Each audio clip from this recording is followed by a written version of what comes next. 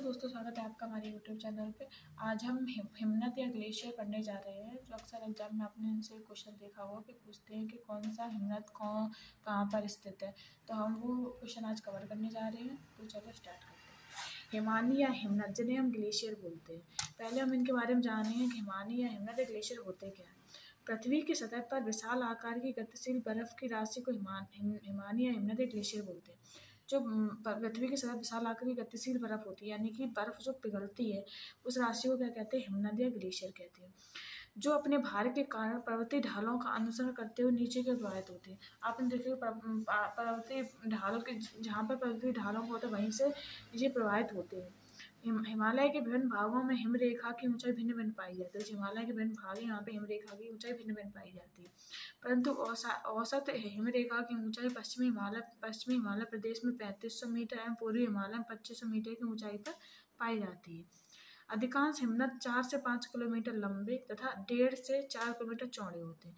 4 से 5 किलोमीटर लंबे तथा 1.5 से 4 किलोमीटर चौड़े होते हैं। इनकी मोटाई भी अधिक होती है।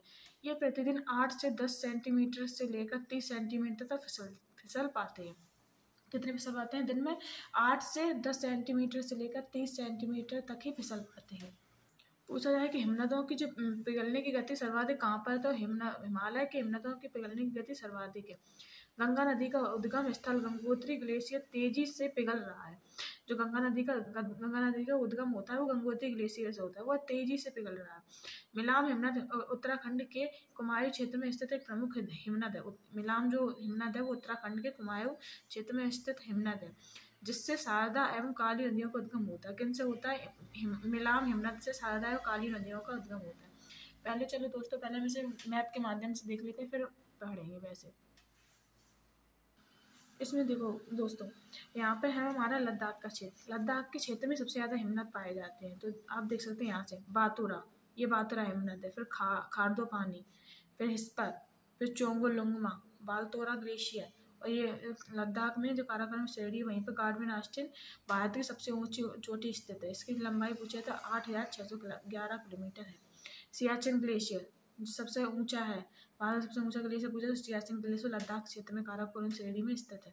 बालतोरा ग्लेशियर, सालतोरा कांगड़ी और लद्दाख में क्वेश्चन आता है कि भारत का सबसे ठंडा स्थल द्रास लद्दाख में ही स्थित है। कहाँ पर स्थित है? लद्दाख में स्थित है।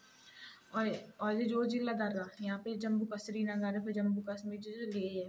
यहाँ पे देख सकते हैं मैप के माध्यम से देखना, सबसे ज़्यादा लद्दाख में ही ग्लेशियर पाए जाते हैं। इसके नीचे देख सकते हैं यहाँ पे गंगोत्री ग्लेशियर है जो उत्तराखंड में है। ये कामेत चोटी है, यहाँ पे चोरावाड़ी ग्लेशियर है। यहाँ पे आप देख सकते हैं मिलाम ग्लेशियर है। यहाँ पे नंदा देवी चोटी है। यहाँ पे पिंडारी ग्लेशियर है, नैनीताल है, देहरादून है। और गंगा नदी का उद्गम कहाँ से होता है? गंगोत्री ग्लेशियर जो उत्तराखंड में पाया जाता है। हिमालय क्षेत्र में कई छोटी छोटी बड़ी हिमानियाँ स्थित हैं। इसमें गंगोत्री, यमुनोत्री, सियाचिन, बाल्टोरा, बियाफो तथा बातूरा प्रमुख हैं। इसे याद रखना। इसे भी याद रखना। चोरावाड़ी ग्लेशियर उत्तराखंड के रुद्रप्रयाग जिले में केदारनाथ मंदिर से 4 किमी उत्तर में स्थित है। इससे ग्लेशियर के पिघलने से एक झील का निर्माण होगा जिसे गांधी सरोवर नाम से जाना जाता है। किसे गांधी सरोवर नाम से जाना जाता है। किससे बनी है? ये चोरावाड़ी ग्लेशियर के पिघलने से बनी है। तो चलो हिमनद देख लेते हैं, इनकी लंबाई कितनी है और कहाँ पर कौन सा हिमनद स्थित है। हिमालय के प्रमुख हिमनद में सबसे पहले है सियाचिन ग्लेशियर। ये काराकोरम श्रेणी में स्थित। इसकी लंबाई याद रखना, इसकी लंबाई 76 किलोमीटर, सबसे बड़ा ग्लेशियर है ये।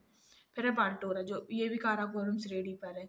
हिस्पर काराकोरम श्रेणी पर, बियाफो काराकोरम श्रेणी पर, बातूरा काराकोरम श्रेणी पर, चोंगुलुंगमा काराकोरम श्रेणी पर है, खारदोला काराकोरम श्रेणी पर है और कुनयांग काराकोरम श्रेणी पर, रीमो कश्मीर में। जो काराकोरम श्रेणी है ये लद्दाख में स्थित है। तो ये सारे जो ग्लेशियर लद्दाख में स्थित है। वैसे पूछे तो लद्दाख में, श्रेणी पूछे तो काराकोरम में स्थित है।